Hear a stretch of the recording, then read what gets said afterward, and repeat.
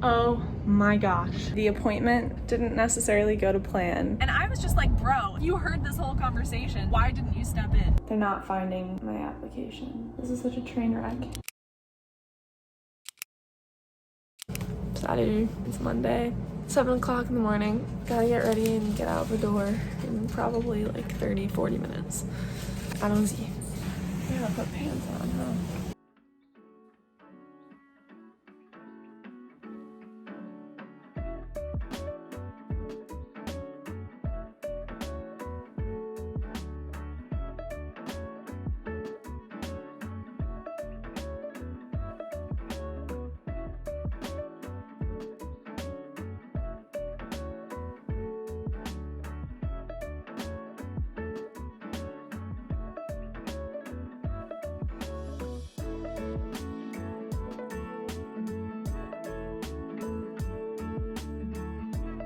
Okay, we are on our way to the VFS Center. Head southeast on West 36th Street. Personally, just gonna do an emotion check-in. I'm super nervous, but like this is less anxious nervous and more excited nervous. So for anybody who is coming to the the New York City VFS Center, I just want to show you. It's that building right there.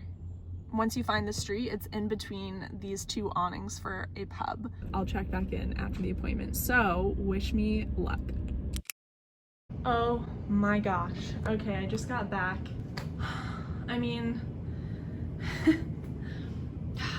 don't know.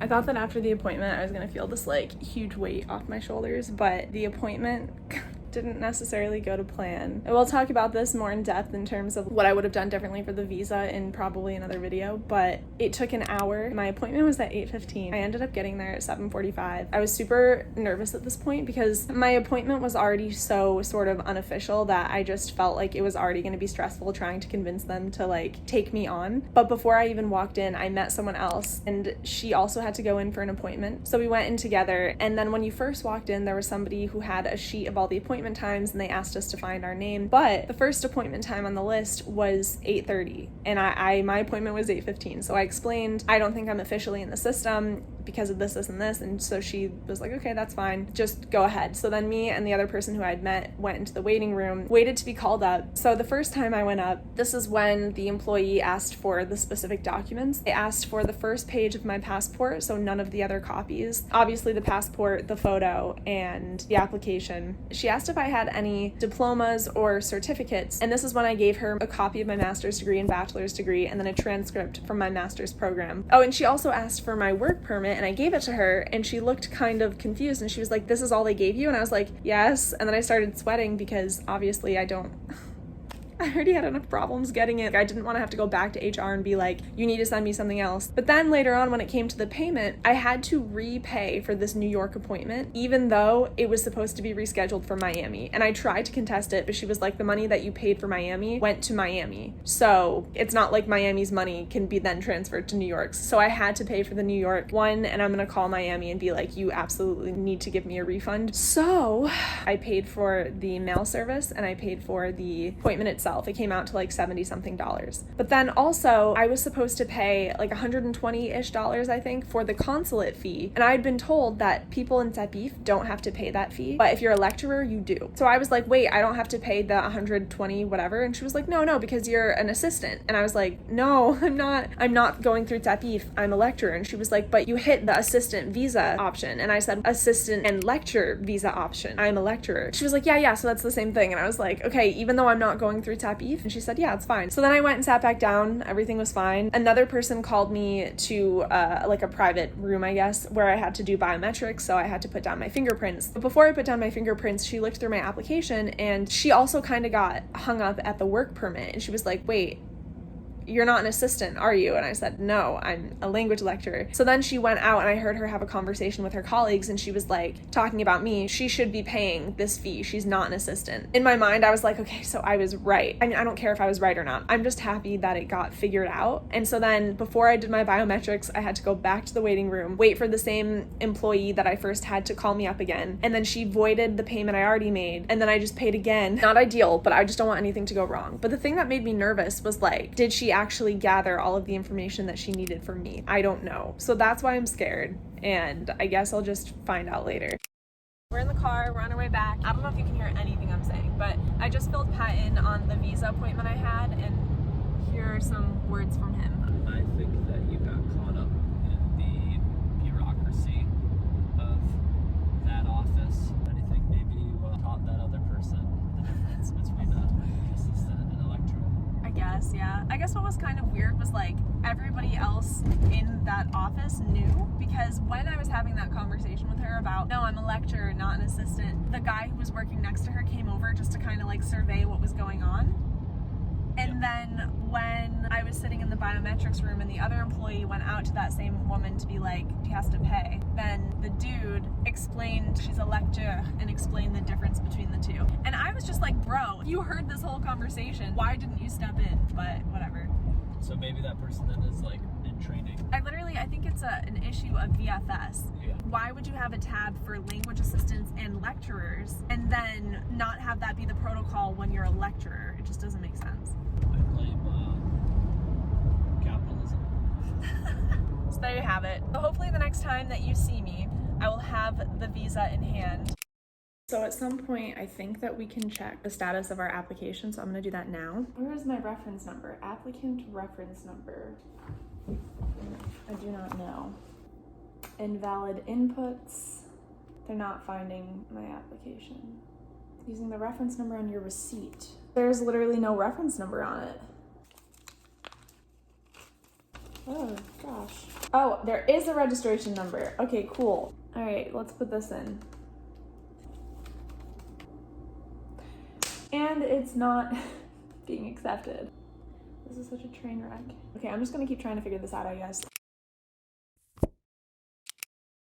Some exciting news. I actually got a text message and email confirmation today, this morning, that it's actually in transit, or it was dispatched. So I guess that means it's been handed over to the post office, which means it might be in the mailbox right now. So I'm gonna go check.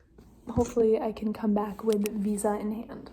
Just a reminder that it doesn't stop there though. I need to actually make sure that the visa sticker is in the passport, because if it's not, that means I was denied.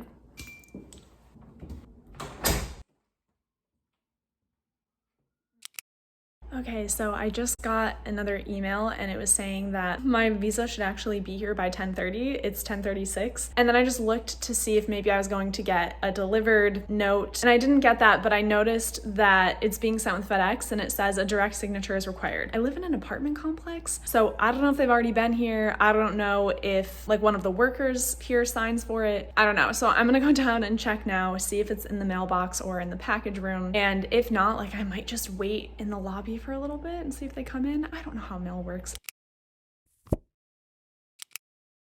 Holy crap, I just got the email that it's been delivered. Oh my gosh, okay.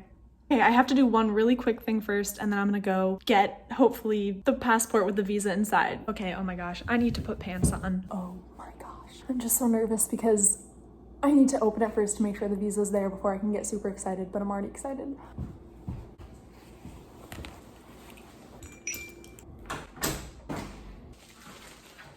I literally just ran back because it's kind of long to get here from the elevator and I just want to just like be able to be excited in my own home. So, excuse me.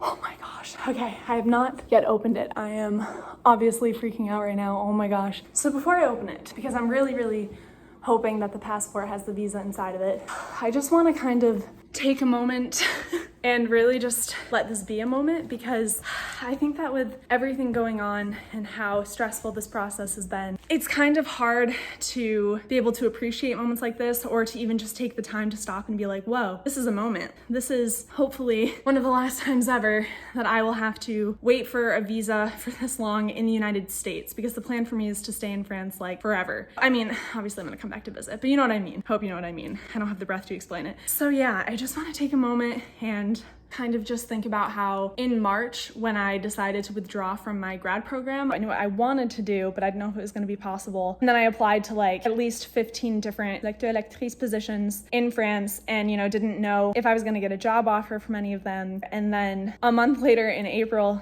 to then get the job, and not only a job, but in Paris, which I don't even care if it's cliche, but that has been my dream literally since I was 15 years old. Back when I didn't think that it would be possible for me to even like leave the town that I was living in. So younger versions of myself are hopefully very proud right now. And yeah, this is a big moment. I feel like I'm waiting long enough though. So I'm gonna open the package now.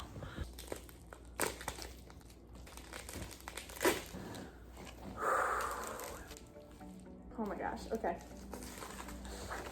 All right, here's the slip that I paid for when I was at the consulate. Holy crap. So this is first. This is just the receipt of what was paid, biometrics accepted, excellent. I should just open the passport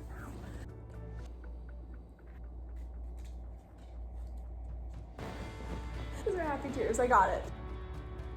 Like, part of me feels kind of stupid that I'm crying over this because I know that this is still a very privileged situation, but I think I'm more so just crying for, like I was saying earlier, the younger versions of myself who just never thought I'd make it out of my hometown. Much less to Paris. And it's got the stamp. Make sure you check for the stamp. This means I can finally start packing. Oh my gosh, I can finally actually start leaving. Oh my gosh, I gotta call some people. Okay. Bisous all around. Bisous for everyone.